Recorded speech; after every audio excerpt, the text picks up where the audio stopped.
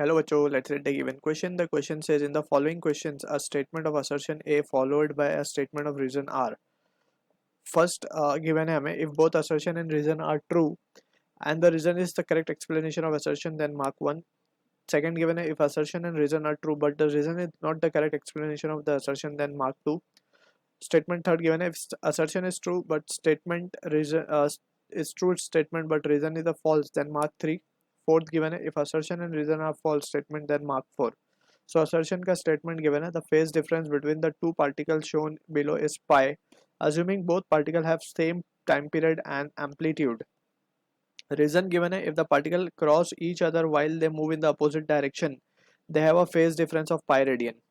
So to understand this question, we need to understand about the equation of motion, or precisely we will say SHM as a projection of UCM, as a projection of UCM. ठीक है, तो इसमें basically अगर हमने displacement equation को हम recall करें, so it is given by the expression x equals to a sin omega t. We are not considering any initial phase over here. So now let's try to understand the SHM as projection of UCM. So let's suppose this is a circle in which a particle is performing circular motion. So let's say initially the particle was here, ये initial position है उसकी, and we are projecting a light from this side. ठीक है ना, तो इसका जो shadow होगा वो y एक्सिस पे गिरेगा, इसका शेडो अभी यहाँ गिरेगा. ठीक है, नाउ फर्दर लेट्स से ये एंटी क्लॉकवाइज मूव करना स्टार्ट करता है, सो थोड़े टाइम बाद it will come over here. ये था t इक्वल्स टू 0 वाला एंड ये है t equals to t second पे कुछ वो यहाँ आ गया है. सो कितना एंगल उसने कवर किया है वो है थीटा. सो थीटा को हम लिख सकते हैं ओमेगा इंटू टी, या थीटा ही मान लेते हैं अभी फिलहाल. ठीक है, अब इसका जो प्रोजेक्शन है वो कुछ यहाँ पे गिर रहा होगा, अब ये प्रोजेक्शन यहाँ गिरेगा. ठीक है, ये जो है ये है हमारा डिस्प्लेसमेंट x. ठीक है, और ये जो पूरा रेडियस है, पूरे रेडियस को हम मान लेते हैं एम्पलीट्यूड ऑफ ऑसिलेशन, क्योंकि ये अबाउट डायमीटर ऑसिलेट कर रहा है. So radius will be the amplitude, right, क्योंकि maximum displacement from mean position is what, amplitude. So ये रेडियस इक्वल्स टू एम्पलीट्यूड के बराबर है. सो फ्रॉम द फिगर ये एंगल थीटा है तो ये एंगल भी थीटा होगा. So from the figure we can say sine theta की वैल्यू को क्या लिखा जा सकता है, sine theta can be written as opposite, यानी कि x upon hypotenuse means a. So x की वैल्यू क्या आ जाएगी हमारे पास, a sine theta, theta omega t है, तो यही एक्सप्रेशन मिल गया हमें, राइट.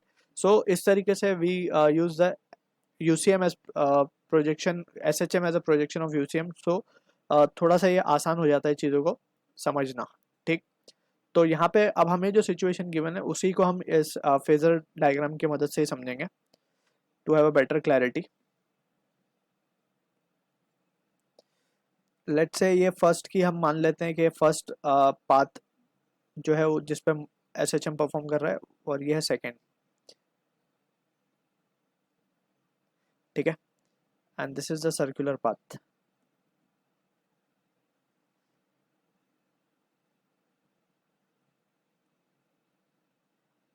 कुछ इस तरीके से सर्कुलर पाथ है.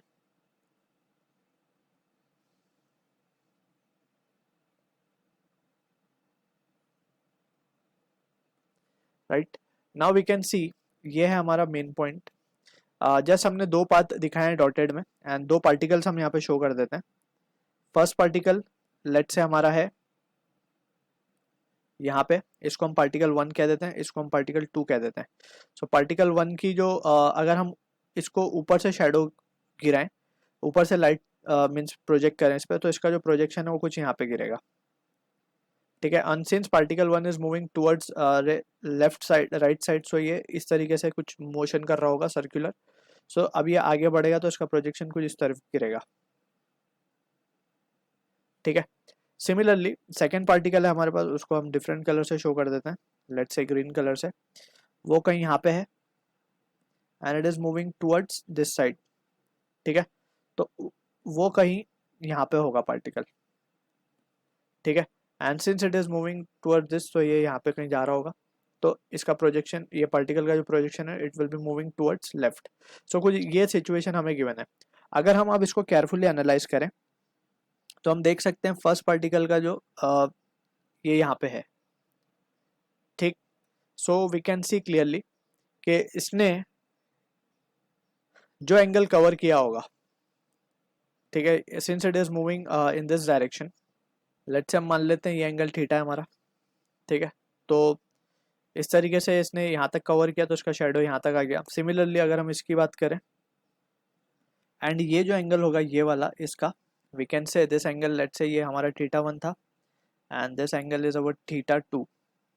And we have to be careful कि यहाँ पे जो क्वेश्चन में it is been clearly mention कि दोनों ही पार्टिकल का टाइम पीरियड भी सेम है और एम्पलीट्यूड भी सेम है, इसीलिए हम एक ही सर्कल पे इन दोनों का प्रोजेक्शन दिखा रहे हैं। ऑलराइट, ठीक है। And this is our particle 1, this is our particle 2। तो यहाँ पे हम देख सकते हैं, अगर हम फेज डिफरेंस की बात करें, so theta 1 minus theta 2 it is not equals to pi, sorry theta 2 minus theta 1 जो है फेज डिफरेंस की अगर हम बात करेंगे, so it is not coming out to be equals to pi.